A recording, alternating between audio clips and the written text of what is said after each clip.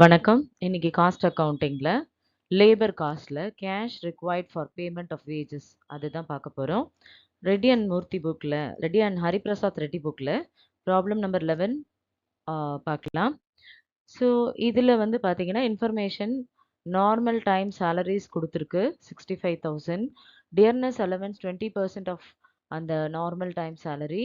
அதே மாரி leave wages 5% of normal time சாலரியும் டிஏவும் ஆட் பண்ணி அதுல 5%. Employees' contribution to ESI and PF 3% and 5% respectively on 1 and 2 above. Income tax deduction at source rupees 4,000. Deduction for insurance premium rupees 5,000. Festival advance to be required from 60 employees at rupees 100 per employee. So, இப்போ எம்ப்ளாயருக்கு எவ்ளோ cash தேவைப்படுது? அவங்களோட அந்த எம்ப்ளாயியோட payment of வேஜஸ்க்கு அப்படின்றது தான் calculation. So இதுல வந்து பார்த்தீங்கன்னா, பிஎஃப், இஎஸ்ஐ பார்க்கும்பொழுது நம்மளுக்கு எம்ப்ளாயியோட கான்ட்ரிபியூஷனும் இருக்கும். எம்ப்ளாயரோட கான்ட்ரிபியூஷனும் இருக்கும். ஸோ எம்ப்ளாயியோட கான்ட்ரிபியூஷன் இருந்தா அதெல்லாம் நம்ம என்ன பண்ணுவோம்னா, டிடக்ஷனா குடுத்துருவோம். ஓகேவா? ஸோ பர்ட்டிகுலர்ஸ் இதான் format. Particulars, amount, inner column and outer column create பண்ணிக்கிறோம். ஃபர்ஸ்ட் பார்க்கும்போது நார்மல் டைம் சாலரி 65,000 அவுட்டர் காலத்துல போட்டுக்கிறோம். டியர்னஸ் அலவன்ஸ் கண்டிப்பா எம்ப்ளாயர் குடுக்க வேண்டியது. ஸோ 65,000 இன்டூ 20% எவ்வளோ அப்படின்னு பார்க்கும்போது 13,000 வருது. லீவ் வேஜஸ் அப்படின்னு சொல்லும்போது நம்மளுக்கு என்ன குடுத்துருக்கு இன்ஸ்ட்ரக்ஷன் 5% ஆஃப் 1 அண்ட் 2 அதாவது நார்மல் டைம் சேலரிலையும் டிஏலையும் ஆட் பண்ணி அதுல 5% வந்து லீவ் வேஜஸ் அப்படி பார்க்கும்போது 78,000ல 5% பார்க்கும்பொழுது 3,900.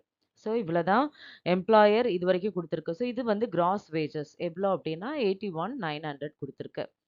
இதுல என்னென்ன டிடக்ஷன்ஸ் நம்ம வந்து பண்ணணும் அப்டின்னு சொன்னா, எது எது எம்ப்ளாயி பே பண்றாங்களோ, அதெல்லாம் நம்ம லெஸ் பண்ணிட்டு, மிச்சம் உள்ளது தான் நம்ம நெட் வேஜஸ் அப்டின்னு சொல்லுவோம். அது அந்த அமௌண்ட் ஆஃப் கேஷ் தான் எம்ப்ளாயருக்கு தேவைப்படுது அப்டின்றது. மத்ததெல்லாம் என்ன பண்றாங்க, எம்ப்ளாயி கிட்டேருந்து வசூல் பண்றாங்க அப்டின்றது தான் அர்த்தம். கலெக்ட் பண்றாங்க அப்டின்றது தான் அர்த்தம்.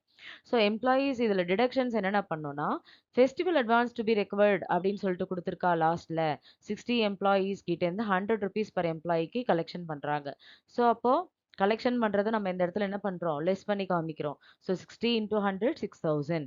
அதே மாரி எம்ப்ளாயி கான்ட்ரிபியூஷன் டூ இஎஸ்ஐ வந்து அந்த 65,000 பிளஸ் 13,000 78,000ல 3% பார்த்தீங்கன்னா 2,340.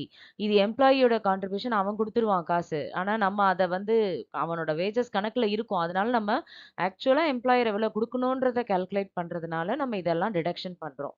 அதே மாரி எம்ப்ளாயியோட கான்ட்ரிபியூஷன் டூ பிஎஃப் அது வந்து 3,900. Income tax deducted at source அவனோடதுலேருந்தே கழிப்பாங்க. அதனால அவன ₹4,000. இன்சூரன்ஸ் பிரீமியமும் அவங்க குடுக்கறது தான். எம்ப்ளாயி குடுக்கறது. ஸோ அதெல்லாம் டிடக்ட் பண்ணிட்டு எவ்வளோ வருது அந்த டிடக்ஷன்ஸ் மட்டும் அப்படின்னு பார்க்கும்போது 21,240. ஸோ 81,900லேருந்து இந்த 21,240 லெஸ் பண்ணோம் அப்படின்னு சொன்னா இந்த 660 இருக்கு இல்லையா இந்த அமௌண்ட் ஆஃப் கேஷ் தான் payment of wages or salaries பண்றதுக்கு எம்ப்ளாயருக்கு தேவைப்படுது. ஓகேவா? ஸோ இந்த cash required for payment of wages அப்படின்னா பேமெண்ட் ஆஃப் வேஜஸ் அப்படின்றது எம்ப்ளாயிக்கு குடுக்கக்கூடியது. ஸோ இதுல எம்ப்ளாயருக்கு எவ்ளோ பணம் தேவைப்படுது அப்படின்றத தான் இதுல கால்குலேட் பண்றோம். அதனால எம்ப்ளாயி என்னென்ன கான்ட்ரிபியூட் பண்றாங்களோ அதெல்லாம் லெஸ் பண்ணி மிச்ச அமௌண்ட் எவ்வளவோ அதுதான் வந்து பார்த்தீங்கன்னா, எம்ப்ளாயருக்கு தேவைப்படுற cash for the payment of wages. ஓகேவா? ஐ ஹோப் எல்லாருக்கும் இன்னைக்கு இந்த சம் அண்டர்ஸ்டாண்ட் ஆயிருக்கும் அப்படின்னு நம்புறேன். வேற சில இம்பார்ட்டன்ட் சம்ஸோட அப்கமிங் வீடியோல பார்க்கலாம். Thank you.